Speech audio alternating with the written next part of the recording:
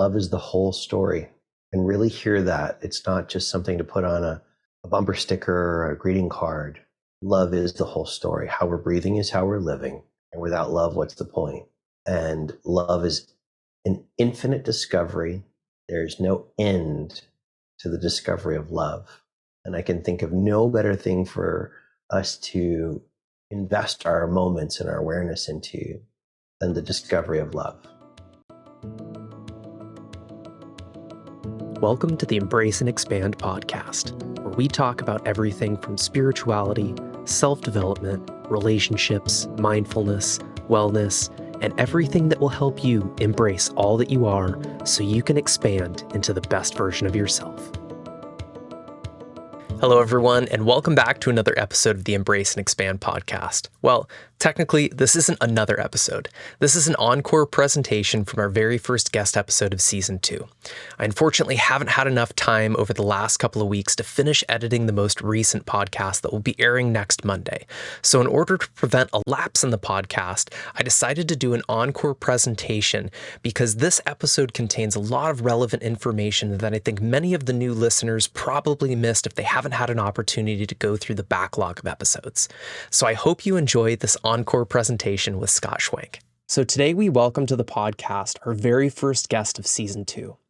I came across this beautiful soul during a week-long Breathwork Summit back in January of 2023.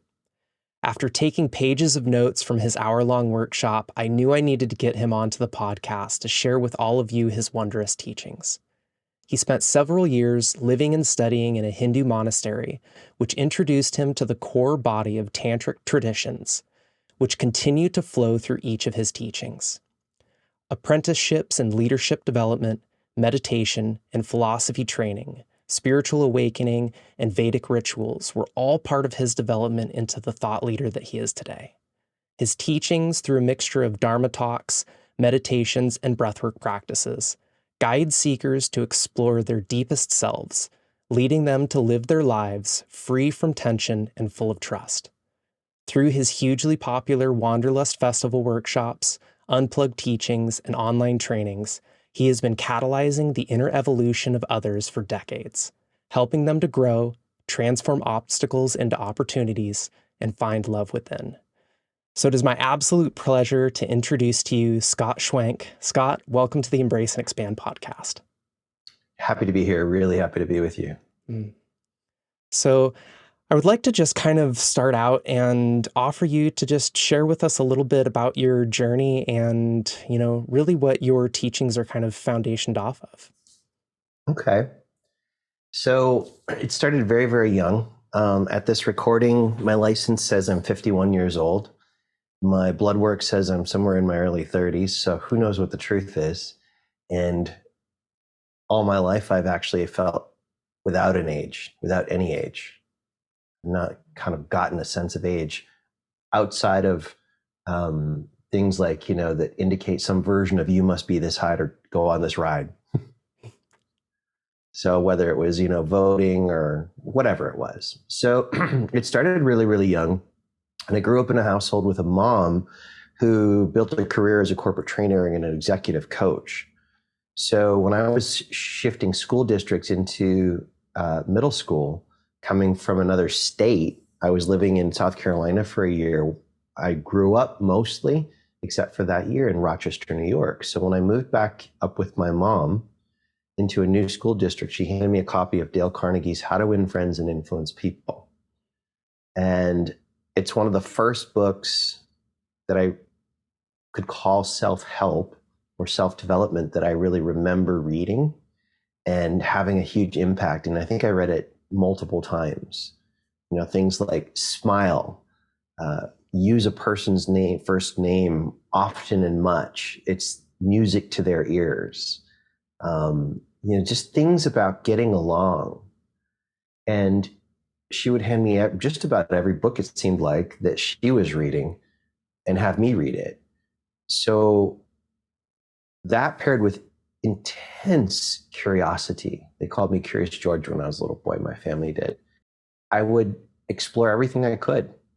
And I also had this very strong sense. I didn't know what it was, but this sense that picked up on whether somebody was telling the truth. I didn't realize that my whole life I've been able to sense into people's thinking, because it's not something that I know that I can do it intentionally. And the more I learned to pay attention to it, and once it was later called out by a mentor and told me what it was, then it started to really expand quickly. So my whole life, apparently, I say what people are thinking. Some people get weirded out by it. Some people don't. And those things in combination, those three things, the books my mom gave me in her training and development world, the curiosity and these kind of innate capacities, wherever they came from, put me on quite a journey.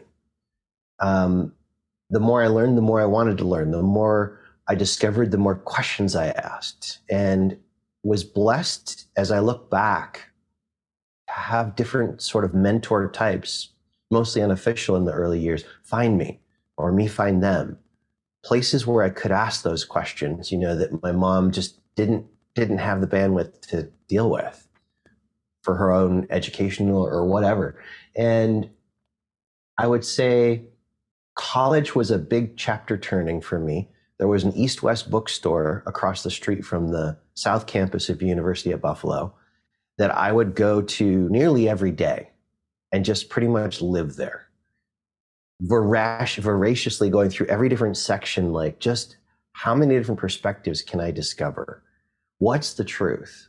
And immediately freshman year of college, started meditating at a different spiritual bookstore every Tuesday night for 4 years with this group, where I encountered a whole lot of other stuff. So late in that undergraduate, I got wind of a program in New Mexico. There was a woman I had been reading her books named Chris Griscom. And I found out about her because she was originally Shirley MacLaine's acupuncturist that Shirley wrote about in one of her books.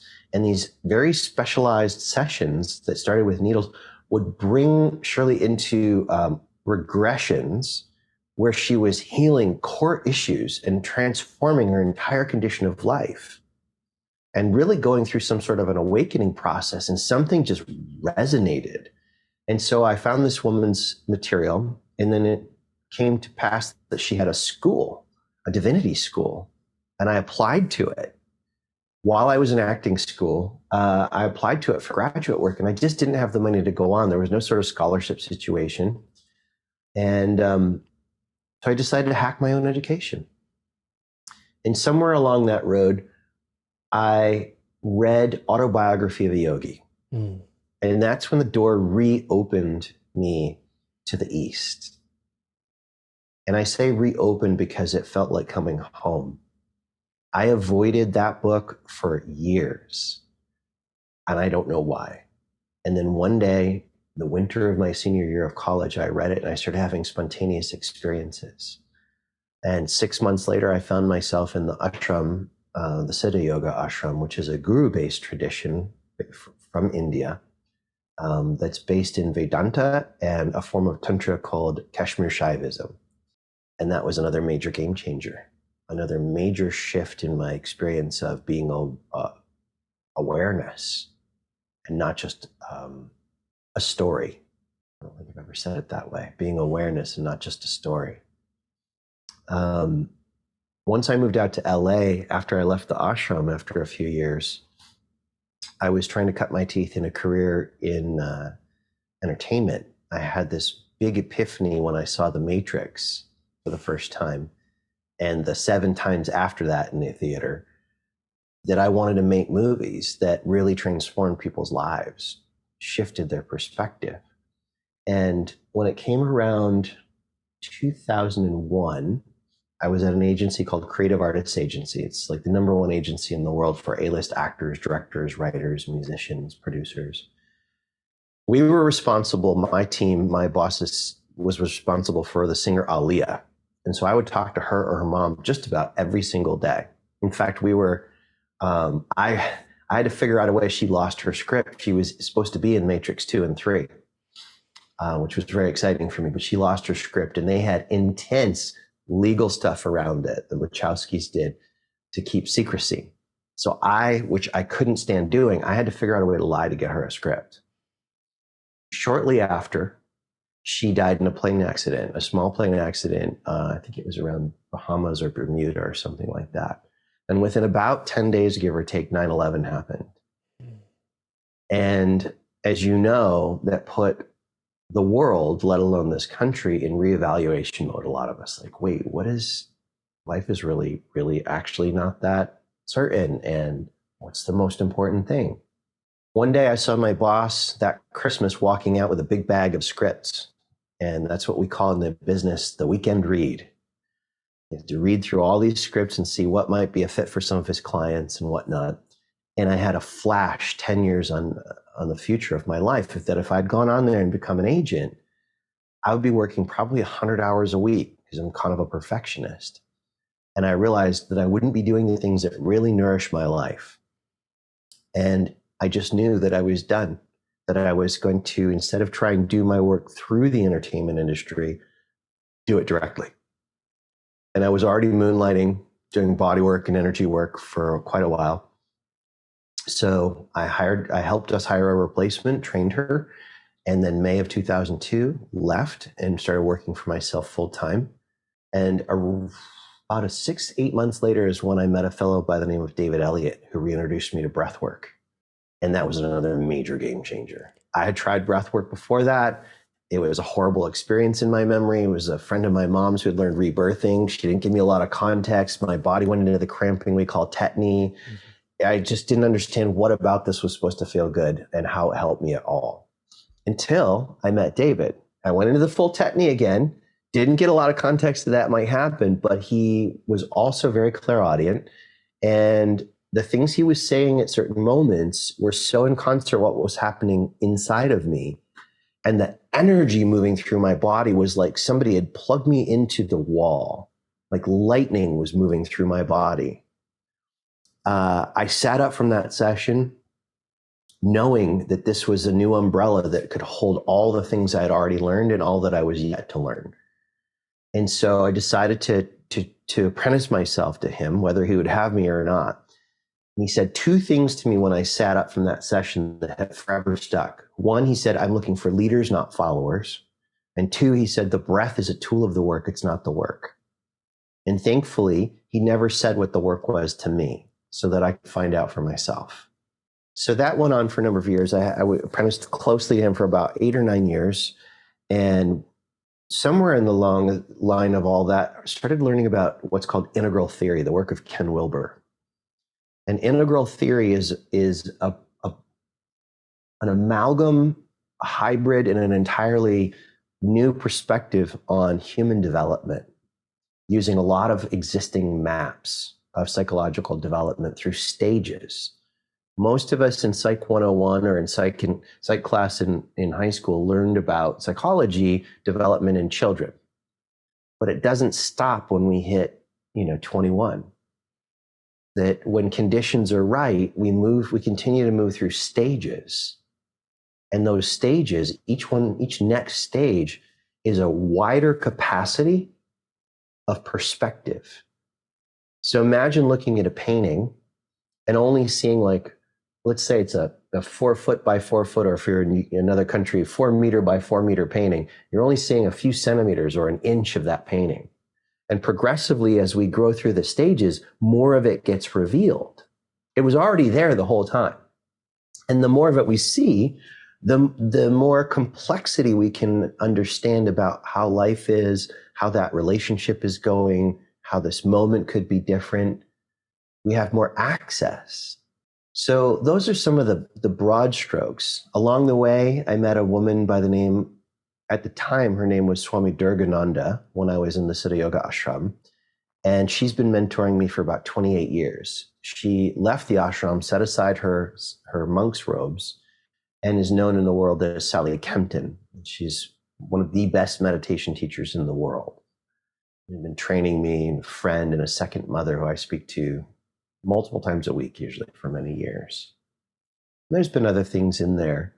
So the work, it comes down to, and I use Ken Wilber's phrasing, what I teach and what I practice is waking up, growing up, cleaning up, and showing up. Waking up was usually an Eastern thing, training in states of consciousness that are more and more transcendent. But that's not enough, because we can touch that transcendence, but we're interpreting it from the stage of our adult ego development. You can have awakenings at any stage. You can be an awakened, so to speak, fundamentalist. But the way I will express it as a fundamentalist will be very limiting. There'll be an us and a them, and right and wrong and rules. So growing up becomes really, really important. And it turns out that growing up through these structure stages of ego evolution leads to waking up more deeply in a stable way. In a stable way. Cleaning up is illuminating the unconscious, the place where trauma gets stored, the place where the blind spots are, the shadow, as it were.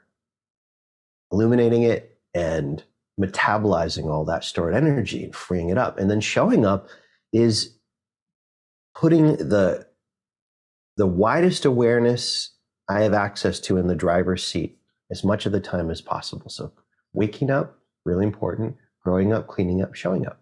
And so here we are. I have literally just been sitting here in full body truth bumps to everything that you have been saying, because it resonates so deeply with my own path. And I find it very unique in how many of us can walk very, very different life paths, but fundamentally come down to the same philosophies and the same teachings, even though the verbiage may look different, how it's packaged may be a little bit different, but at its very core, it is all the same. And one of the things that you said in your interview with the Breathwork Summit that I wrote down, that I actually starred a bunch of times, is how you are breathing is how you are living. And when you said that, it just sparked something inside of me that really made me reframe the structuring in how I look at breathwork, and at how, for the longest time for me, I first encountered breathwork when I traveled down to Peru, and I sat with a shaman who's going to be on the podcast this season. And like you, I didn't have much context for the potentiality of what was going to happen and what I was going to experience. And he did mention tetany, that it would be possible to experience cramping in the hands and feet, but I did not know to the extent in which that could happen. And I had full-blown lobster claws, like several times trying to force my hands to open back up, and I was completely resisting the process. And it became more and more painful. And then I finally had to just surrender to it and said, okay, this isn't getting any better. So how can I shift how I'm perceiving this experience to allow it to unfold? And then as soon as that happened, I was just completely covered in light. And then re-experienced all of these memories from 2, 3, 4 years old that made me aware of how I was showing up in the world based on those particular experiences, and how those were still till this day, 30 some odd years later, affecting me in my relationships, in my work life, in my own personal life, and how I was treating myself and talking to myself, and the stories that I was allowing to play within the background.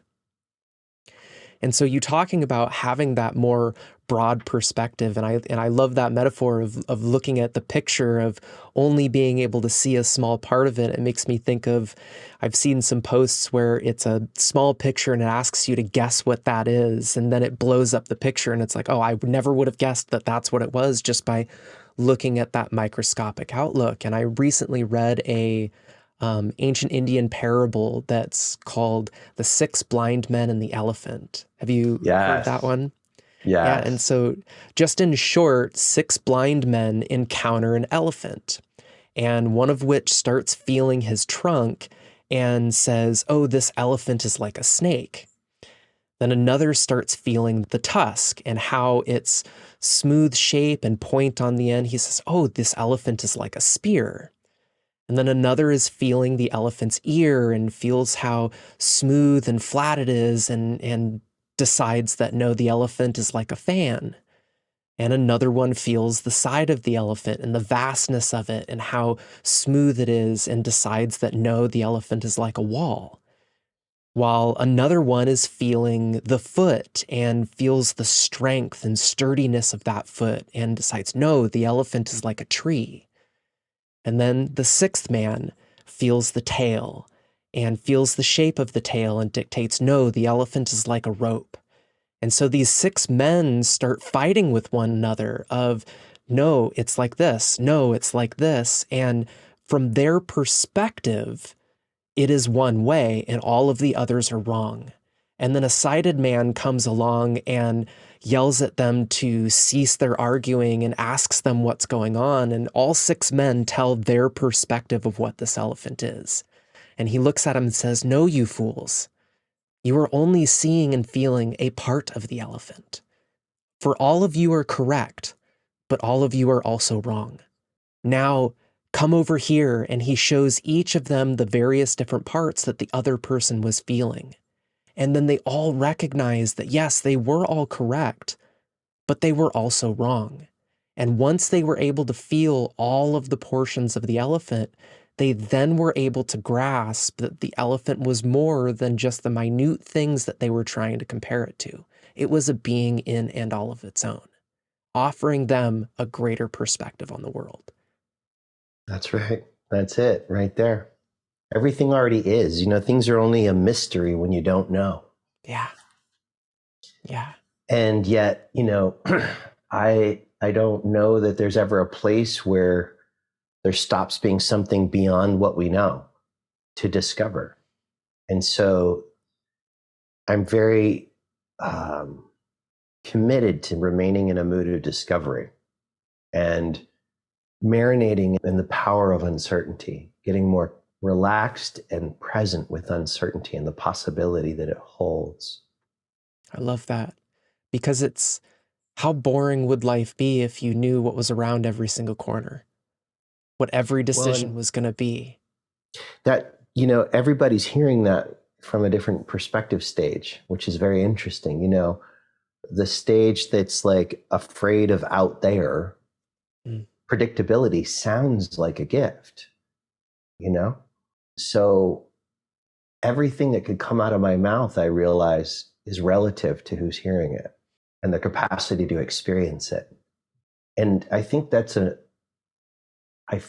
know that's an important pointer to the journey of waking up and growing up, is that we can have the best books, the best teachers out there, but we're still going to have to internalize and go through the experiencing directly, no matter what.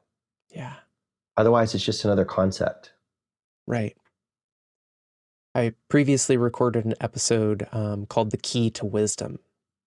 And that fundamentally is what that key is by taking the knowledge that you have acquired through life and then applying it based on your own perspective and your own life's upbringing to then transmute that knowledge into learned wisdom. And then through that's that a stage, that's a stage, but and it's a very important series of stages where there's a you with a history that's applying learned information. And that's where self-help is actually really helpful, through those stages where there's still the investment in a particular sense of a me. And there's a lot more after that. It's not that it means it's better what's after that, because whatever we don't finish out in a stage, if we don't get enough breadth and depth in our evolution, our growing up through a stage, those things become shadow issues for later stages. There's a place where self-help starts to drop off because one recognizes and starts to see through the little me. You go, wait a minute. The me actually becomes like, imagine holding a baseball in your hand and looking at the baseball.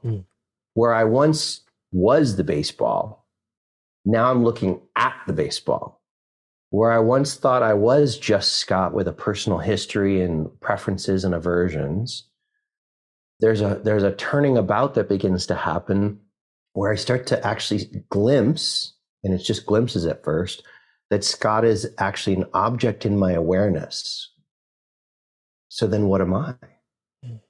If I'm looking at this idea of a me, idea of a self, and I can see around it, what am I that's looking at it? And that's a very important next chapter. And so what goes on from there on is a different nuanced set of tools than self-help. Self-help is really, really important. And there's so much self-help out there helping us to develop a healthier me. Then there becomes a right moment, and often it does happen out of order, unfortunately, and then there's a lot of cleanup to do, but to see that me, to see beyond the me. Now, the me's still there. Somebody may think they're not. Oh, I had this awakening, and I'm talking to you about it over my chai spice latte. Well, who's claiming something? The me. The me is really rugged. It reinvents itself over and over and over again, tries to co-opt any realizations or awakenings we've had to apply it to have a better life. And then things keep going. If there's the right nutrients and the right reflections and people who are maybe a bit further down the road. And then there's a major turning about, another major turning about, where the thing that was looking at the me, which I'll just call awareness, it doesn't belong to any one person, foregrounds and begins to swallow up the me. And when I say swallow up, don't get scared, because that's not a problem. Your identity begins to anchor and integrate as awareness itself. And there's still much more discovery even after that. I can't speak about that other than what I've read and believe to be resonant. There's a lot more. Yeah. So the stages, what types of meditation practices or what types of breathing or what types of somatic therapies or whatnot matter. If we don't have a good sense of the actual growing up stage somebody's at, we may misprescribe practices that are either too early for them or too late. All of that makes me think to that interview that you did in the Breathwork Summit, and where I first found you was complete anything that isn't complete so you don't carry the past into the present.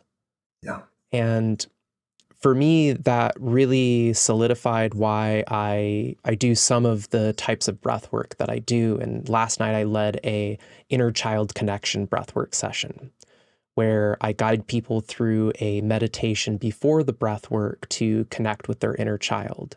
So then they both can experience the breathwork session together. I can at least speak from my own experience, and many of the clients that I've worked with, is that even though they are X number of whatever their age is and they are adults, they are still very much operating from that wounded child aspect. And just like I touched on about my first breathwork experience in Peru of remembering 2, 3, and 4 years old, and how I was still operating from that 2-year-old, 3-year-old, and 4-year-old in how I was showing up in the world. And so this breathwork session is much more gentle than I typically would guide people through in trying to release energy from the body or release pent-up emotions and stresses and traumas and things like that, because now that we're working with the child, we need to adopt more of a feminine style of aspect and be much more gentle and much more nurturing and much more caring to what needs to come up into the awareness to help people to recognize that that inner child hasn't disappeared. They've just been covered over by so much of the things that we have experienced throughout our life that makes us feel like we need to be a certain person, or we need to act a certain way, or fit into a certain box in order to, quote unquote, be accepted. But by being able to reconnect with that inner child and recognize that the only acceptance we need to have is just the acceptance of ourself, and love that inner child, and cultivate that relationship with that, viewing the world through the eyes of awe and wonder, and really harnessing that inner play and inner joy that we can find in droplets of rain or a beautiful flower or a ray of sunshine, just all of those things that kids find absolutely fascinating. But as adults, we really just take it for granted for the beauty in which it can bring into our lives. If we even take it in. Yes. Mm. And that a lot of what we're talking around is the language trap. Just because, well, when we start to get names for things, do we continue to see the thing that we're naming, or just our concept is attached to that word? Like tree.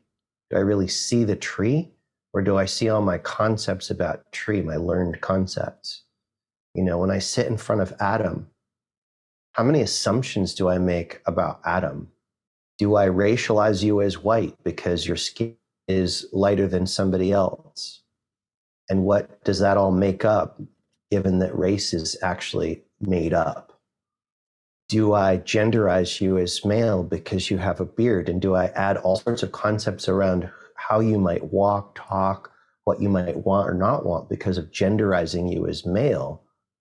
And that may not be entirely your internal experience, all those lists of items. What else? Like, well, what if I could just be with you as awareness and discover you without limiting you to what I'm discovering now, and realize that the discovery is as much related to me as it is to you, and it may look completely different next week, and you may express differently next week.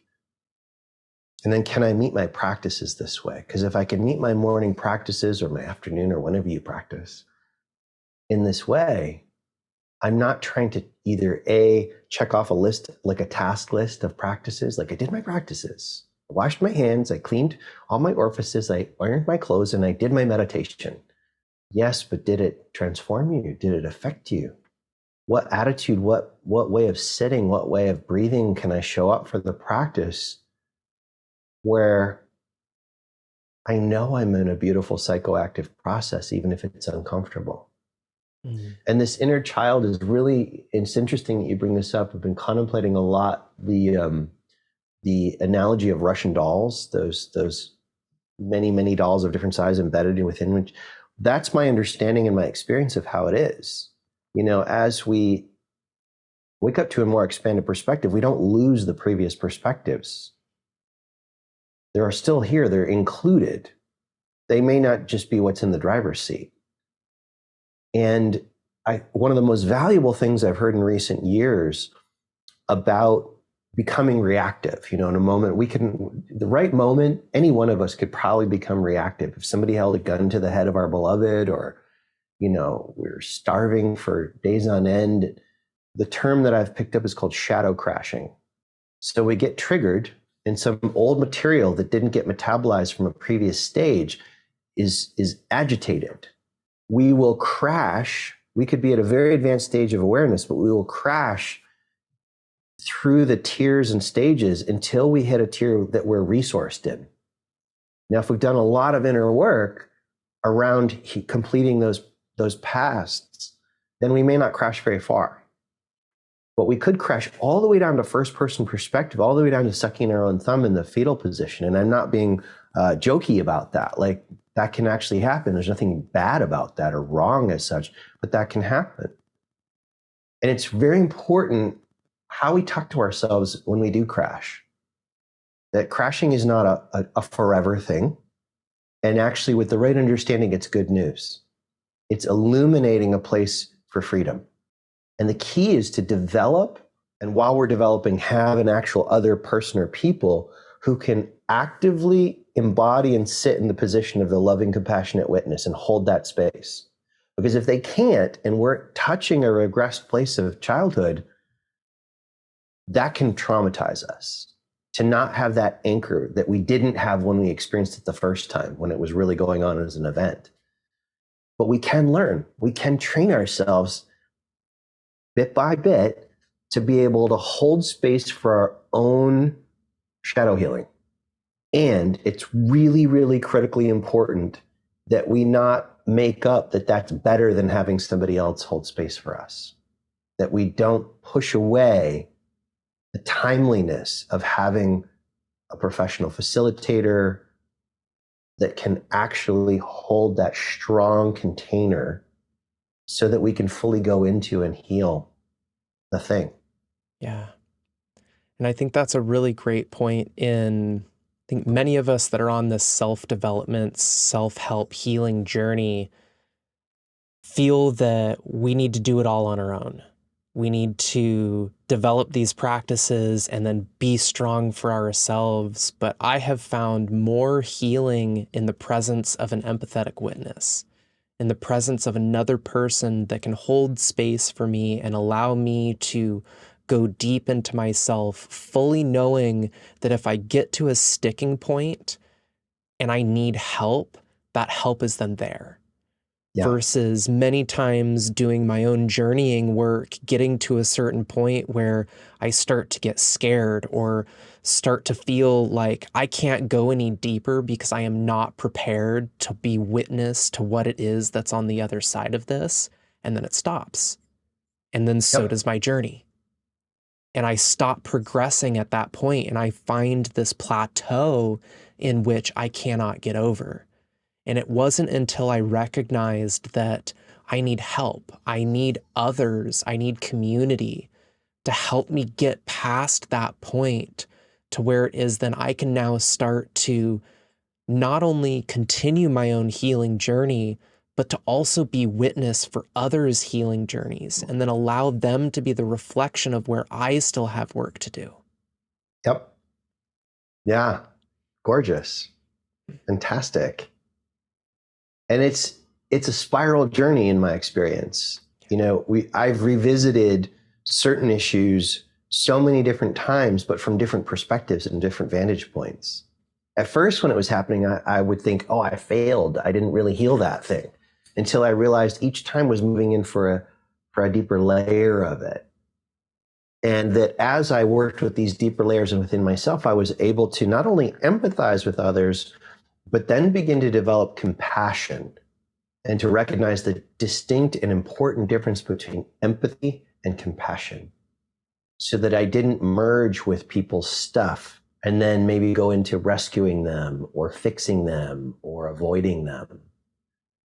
That distinct difference between empathy and compassion was a game changer for me, that they could even be different, that empathy is a function of having an animal body that's got mirror neurons that can feel anything you're feeling or thinking. And that tells me why to care. But if I stop there and I'm just empathizing, I can over-empathize and end up in empathic distress, and I'm no good to anybody. Whereas compassion is love without a story.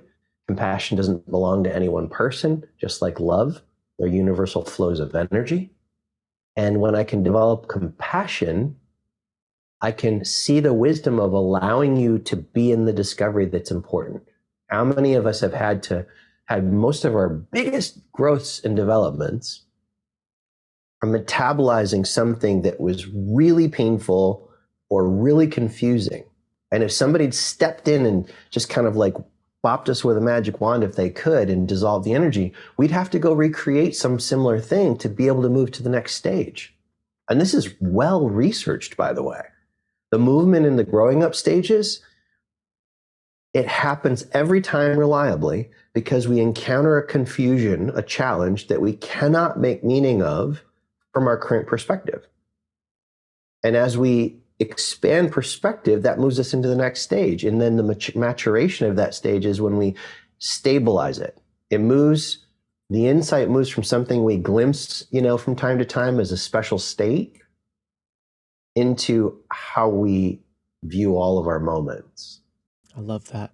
I think this is a perfect segue in which to ask the question that I ask to all of my guests. And the question is, Scott, what did you have to embrace in your life in order to expand into the person you are today? We don't have enough time for all the items on that list. So let me just see what a particular one is. Actually, I'll just see if you have an insight to direct it more specifically, because it is quite a list. What would you find was that one catalyzing challenge that you faced in your life that really set the trajectory in which you have dove down these practices and had to maybe revisit multiple times from different perspectives in order to have those realizations that have allowed you to continue on your journey? I would say one of the most continuous through lines that's been like that, that's been catalytic, is the relationship with my biological father, who, when I was about 5 or 6 years old, cleaned out the bank accounts and left with no intention of returning and didn't tell anybody, let alone my mom. And we were in a brand new house that there's no way she could have afforded on her own.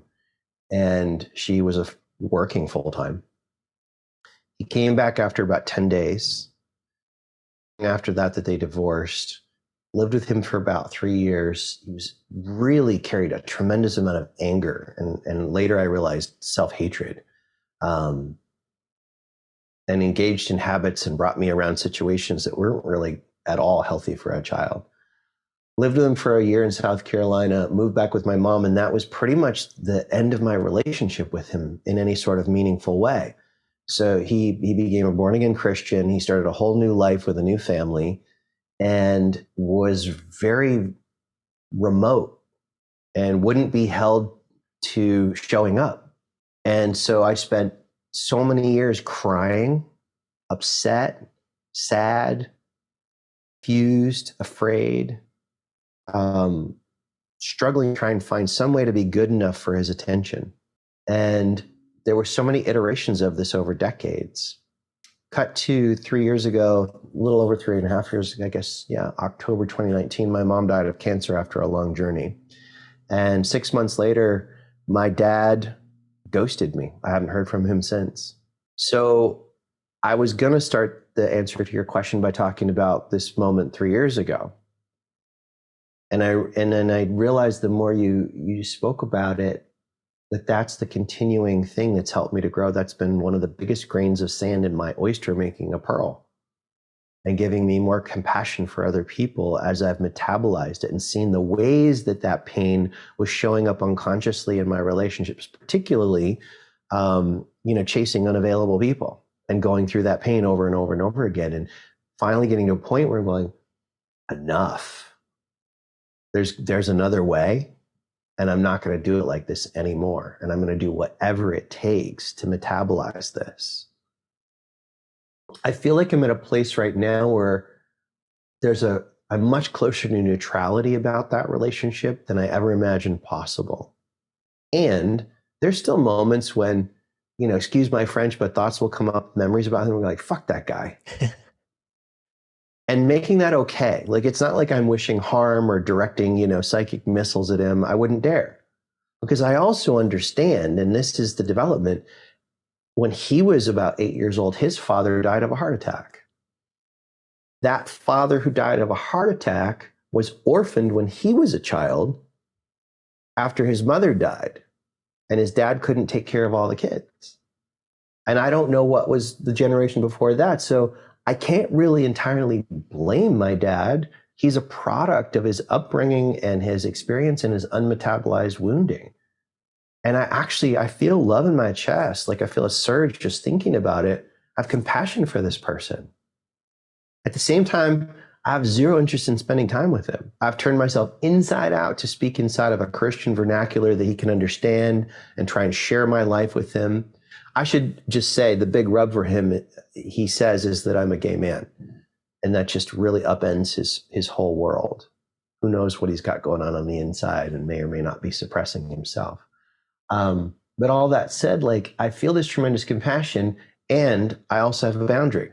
I set a boundary, and that's really what I think he ghosted about. I set a boundary about how I wasn't going to be spoken to in certain ways. And I wanted a relationship of equals, respectful, loving, compassionate equals. And he just didn't seem to have that capacity. It was really actually starting me in my journey of recognizing the energy of one-way relationships that were all over my life at that time, and being willing to love somebody and set a boundary, close the door for now on that relationship, with the understanding that they could circle back in a good way. They can go through transformation, and I'm open to that. But for now, not welcome. Not welcome. I love you. I have compassion for your situation. And I also have compassion for my nervous system and the time I have ahead of me to enjoy life. And there's 8+ billion people. I don't need to attach to any one particular person. Quite the story. And quite the ability to get to that perspective of neutrality, of recognizing that just because somebody was in your life at one point in time, or just because maybe you want them to be in your life, doesn't necessarily mean that is best for you that they are in your life. And I've had boundaries come up a lot in my own personal journey, as well as many of those of my clients, where they have started to have that same realization that now is the time to set a boundary and say enough is enough. And then all of a sudden, once those boundaries are set, it's like people don't know what to do. People don't know how to address this new person that's showing up, that's finally saying no when they should have really said no all along. But in that wanting to try and please everybody, and I do feel a lot of us that are on this path have probably fallen into the box of people pleaser and wanting to just make others happy to the detriment of our own happiness. But once we finally get to that point of saying enough is enough and that boundary is set, then all of a sudden now we are met with also a different person that is now showing up because they can no longer get from us what it is that they have been getting this whole time. Yeah, 100%. 100%. And also, even, as you said, they may not be a fit to be in our lives and might not be healthy for us. It may not be yet healthy for them. Also, for us to be in their life, whether they know it or not, to be proximate to somebody whose nervous system is calibrated to a very wide perspective. There's an energy flow around that, and that can be too confronting. Just being proximate to somebody without even having a conversation or knowing their name can be too confronting. And so compassion can sense into that and create some space. And of course, that's definitely something that can be felt just through energetic co-regulation, whether people understand what's actually happening or not. It brings up this uncomfortable feeling of, well, why is this person able to hold space for me when I can't hold space for them? And then feelings of guilt or shame or remorse or anything like that start to bubble up to the surface that then... And usually express as anger. Exactly. If they don't know better. Exactly. And then amplifies that whole feeling. And just like you touched on, brings up that anger of, most of the time I think is a projection of anger towards self, more so than anger towards that other person, but then projects onto that other person of, how dare you make me feel this way? When I think that's, I had my high school sweetheart used to always tell me that her mother told her is that nobody can make you feel a certain way. Only you can make yourself feel that way based on your reaction of what it is that they are saying. And for a long time, I resisted that because I didn't want to admit that I had responsibility in how I feel in every moment. Because it was easier to blame other people. It was easier to say... Well, also, at that age, you may not have yet, I wasn't at that age yet capable of integrating that teaching. That's a very advanced perspective, because if I had taken it in fully at that age, and I had been told that same thing too, then what I would have made up at that age, what I did make up is, then other people get to do whatever they want to me. And I'm just supposed to make myself happy about it. Like, I didn't yet understand boundaries. And I grew up not knowing how to regulate my own nervous system because my parents didn't know how to regulate their own. So they didn't know how to co-regulate with me.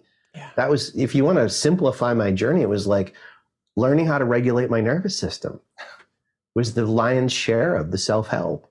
Mm. And I think that is actually a perfect segue to ask you, what is an easy practice that you have found to help you regulate your nervous system on a day-to-day? Yeah, thank you. I love sharing this. So, and it's in a particular order. soften the body first. And I teach that with what I call the 6 points of softening for years. Some people prefer to scan up and down the body, starting at the feet or starting at the head and looking for tension. That doesn't work for me. What works for me is these 6 points of softening that came to me years ago in meditation. So they work well in pairs, the 6 of them, 3 pairs. The first pair is the soles of the feet and the palms of the hands. So if you're not driving right now and you can do this safely, just imagine opening the soles of your feet and the palms of your hands with your imagination, like you're opening fists with your mind, and make it up that it's easy. If you can make it up that it's hard, you can make it up that it's easy. You're softening the skin, the tendons and connective tissue, and the muscles all the way to the bone. You kind of get a sense of that. And then when you feel ready, you can include the next pair, which is the 4 corners of the eyes. Have that sense of the inside, outside corners of the eyes melting like butter on a hot day, as well as the region inside and around your ears. You kind of get a sense of that as you drop into that. And then the final pair, when you're ready, relax and melt the tongue as it sits deeply in the floor of your mouth, along with all the little muscles of the pelvic floor, groin region, sphincter, PC muscle, letting go, letting go, letting go. The breath comes in a little deeper, goes out a little longer. You find your awareness might be expanding a bit wider than your physical body, and just playfully here, soften all 6 points at the same time, infinitely softer, soles, palms, corners of the eyes, region of the ears, tongue, and pelvic floor, groin region. The more these points soften, you begin to feel the points of contact of the breath with the interior of the respiratory system. There's the tip of the nose, back of the throat, the movement of the rib cage. Feeling these rather than describing them in words to yourself. Let the exhalations become longer with each cycle of breath. Just let the exhales become a little longer, a little longer, and a little longer. The longer the exhales, the more the mind stream slows down, and also the heart rate variability stabilizes. Then if and when I find myself in a more relaxed, wider perspective, that's where I might ask myself a fresh question about the situation at hand. Like, how does the source of consciousness within me see this moment, this person, myself, this project? Or how might somebody who's steeped in self-love see this moment? Or how might somebody who is already connected to and knows they are already connected to infinite abundance in all of its forms see this moment, this situation, this relationship?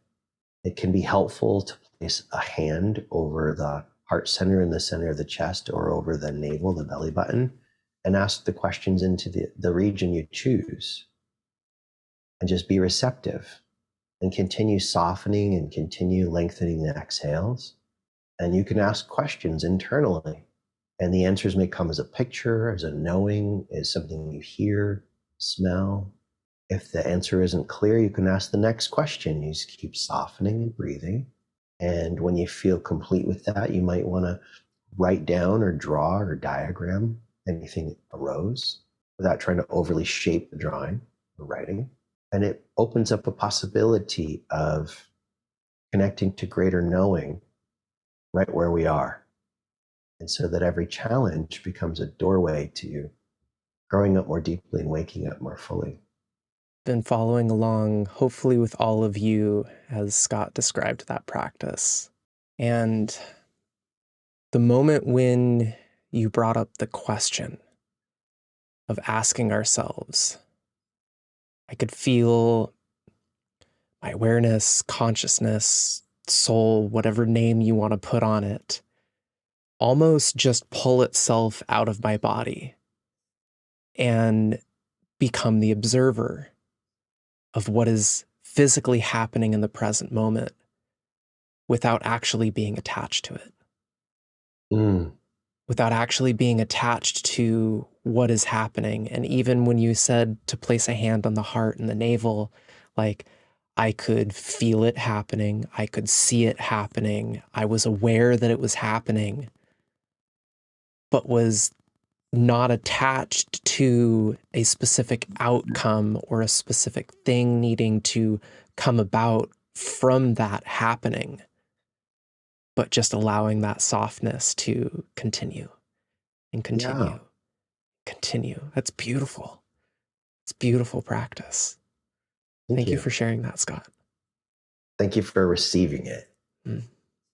And thank you so much for taking the time today to be here with me and be here with the listeners. So much wisdom that you had to say in really such a short period of time. And I think part of that wisdom comes from just a different perspective. Mm. In Yeah, I being able appreciate that. to offer a different ability in presenting a lot of the same information that I talked about through season 1 of the Embrace and Expand podcast. And if you haven't listened to season 1, I suggest that after this episode, you go back through and listen to those, and you will begin to connect the dots that it doesn't matter where we come from. It doesn't matter what we look like. It doesn't matter what our past was like. We can all fundamentally come to the same place. Loving the self means to love another. And if we can love the self truly, then we can love everybody that we encounter. And that is where we can start to live in a much better world. Amen. May it be so. Well, Scott, do you have any final pieces of wisdom that you can leave the listeners before we call it an episode? Love is the whole story. And really hear that. It's not just something to put on a bumper sticker or a greeting card. Love is the whole story. How we're breathing is how we're living. And without love, what's the point? And love is an infinite discovery. There's no end to the discovery of love. And I can think of no better thing for us to invest our moments and our awareness into than the discovery of love. Aho. Thank you. Oh. Well, again, thank you so much for being here. I speak for myself and all of the listeners. I greatly appreciate your time. Thank you. I love being here. Happy to be here. Happy to come back if you ever want to talk about more. We'll definitely have to take you up on that for sure. Well, and I hope you all enjoyed this beautiful conversation with Scott Schwenk. I will put all of his contact information in the show notes below. So if you would like to dive deeper with him into his teachings, into his practices, you will be able to get in touch with him through Instagram, through his website. Scott, is there any projects that you have going on right now or any programs that you would like to touch on? Yeah. So I've got a number of courses on the site, and one of them is called the Power of Presence Training. It's a 25-hour training that gets 25 hours of CEUs, continuing education credits, through the Yoga Alliance. And it's all the levers and dials so far in my life that I've seen behind facilitating powerful inner work with others without teaching a particular technique. And it's self-paced. Every other 30 minutes is a guided practice of meditation or some form of breath practice. And it moves through 5 pillars: integrity, inner state, preparation, and so on. What is it to deliver teachings that actually land rather than just speak words? What is transmission actually about? Where are my blind spots, and how does illuminating them and working with them help me to facilitate deeper inner work for other people? And this training is of value to anybody who's with humans. You don't have to want to be a teacher or a facilitator. You could be a CEO, you could be a manager, you could be staying at home with your children. You're with humans. What we want to learn to do is let the power of capital P presence be what organizes our choices rather than the unmet needs of the past. So it's a deep dive experience of rewiring ourselves. And like everything I create, it goes deeper every time you repeat it. I love that. Well, I hope you all investigate that further. I know I will be myself. And again, Scott, thank you so much for your time and so much for being here. You're welcome. And thank you all listeners for coming back for another episode of the Embrace and Expand podcast. I appreciate you all so much, and I'm very grateful that you are here and grateful for your time. Catch you on the next one.